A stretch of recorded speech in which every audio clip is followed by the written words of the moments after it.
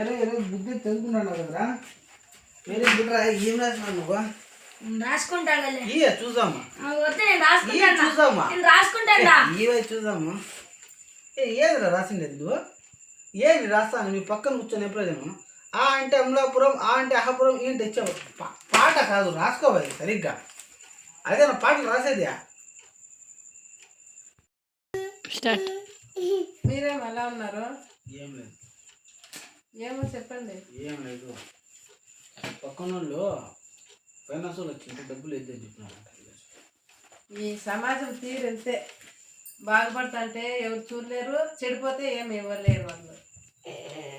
ఏంటి మా వాళ్ళు అట్లా నిండది? అంతేరా, ఈ సమాజం అంతా అంతే. చెట్టు నిండు కాయలు ఉంటేనే రాళ్ళు ఇసుతారు.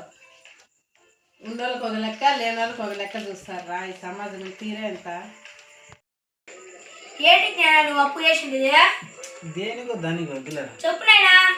దేనికో దాన్ని గమ్మున రాసుకో. చెప్పు. చెప్తానా చూడు. అప్పు పెద్ద ముప్పు, అవసరాన్ని మించి అప్పు చేయకూడదు. నువ్వు బాగా చదువుకో, అవన్నీ వదిలే.